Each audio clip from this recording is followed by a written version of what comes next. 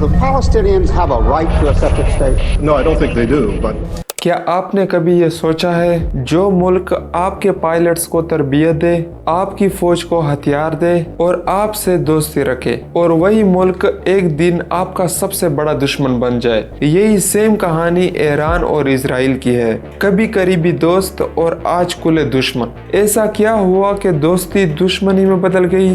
तो आइए इसकी पूरी कहानी समझते हैं। ईरान और इजराइल आज चाहे जितने भी दूर हों, एक वक्त था जब दोनों के दरमियान एक खास समझौता था। ना कुले दोस्त ना कुले दुश्मन, लेकिन पर्दे के पीछे वो एक दूसरे पर डिपेंड करते थे। 1950 की दिहाई में ईरान में शाह मोहम्मद रजा पहलवी की हुकूमत थी, एक मगरबी सोच रखने वाली हुकूमत जो अमेरिका और इजराइल के करीब थी। इधर इजराइल जो नए अरब दुश्मनों में गिरा हुआ था, और उन दिनों वो ईरान को अपना एक जरूरी दोस्त समझता था। दोनों मुल्कों के दरमियान खुफिया ताल्लुकात कायम हुए।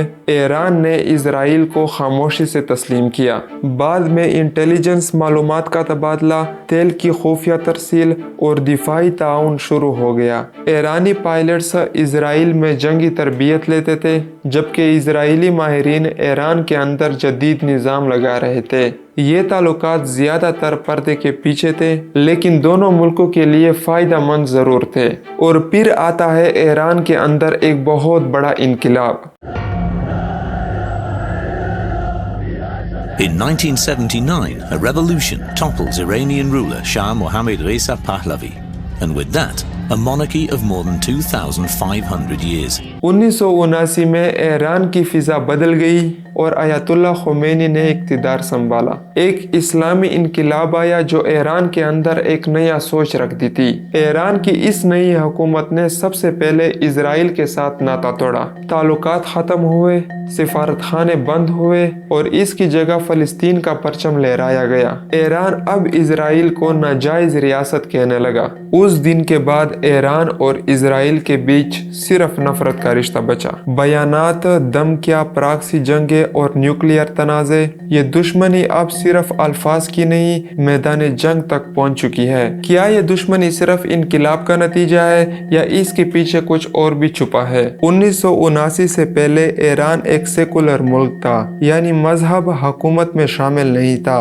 मगर जब आयतुल्लाह खुमैनी आए, ईरान एक इस्लामी रियासत बन गया। ईरान के इस नई हुकूमत ने इजराइल को एक नाजायज सयोनी रियासत करार दिया और फ़लस्तीन की खुलकर हिमायत शुरू कर दी। इस इनकलाब ने ईरान का सोच बदला और इजराइल इसके नजरिए का पहला दुश्मन बन गया। ईरान ने खुद को फ़लस्तीनियों का मुहाफ़िज़ कहा। ईरान की इस नई हुकूमत ने खुलकर कहा कि इजराइल ने फ़लस्तीनियों की ज़मीन पर नाजायज़ कब्जा किया है और वो हर उस ग्रुप को सपोर्ट करेगा जो इजराइल के खिलाफ लड़ेगा। दूसरी तरफ इजराइल ईरान को एक नया दुश्मन समझने लगा जो इसकी मौजूदगी के लिए एक खतरा बन चुका था। ईरान ने लेबनान में हिजबुल्लाह नामी गिरोह की मुकम्मल हिमायत की। ये ग्रुप इजराइल पर रॉकेट हमले करता है, सरहदी झड़पों में शामिल होता है। इजराइल के लिए हिजबुल्लाह सिर्फ एक दहशतगर्द तंजीम नहीं, ये ईरान का बाजू है जो इजराइल के खिलाफ हमले करता रहता है। इसके बाद ईरान का न्यूक्लियर प्रोग्राम जो इजराइल के लिए फिक्र की बात है।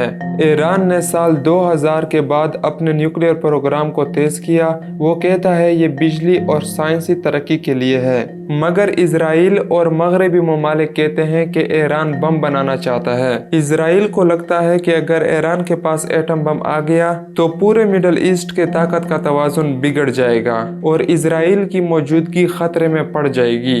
दोनों मुल्क एक दूसरे पर साइबर हमले कर चुके हैं। इजराइल ने स्टरनेट वायरस के जरिए ईरान के न्यूक्लियर कंप्यूटर सिस्टम्स तबाह किए। ईरान ने बदले में इजरायली इदारों पर साइबर हमले किए। ये एक नई किस्म की जंग है जहां बंदूक नहीं बल्कि कंप्यूटर से हमला किया जाता है। शाम की खाना जंगी में ईरान ने असद हुकूमत का साथ दिया। इजराइल ने कहा कि ईरान वहां अपने फौजी अड्डे बना रहा है और इजराइल इनको भी ईरान की प्रॉक्सी समझता है, लेकिन असल खिलाड़ी ईरान और इजराइल होते हैं।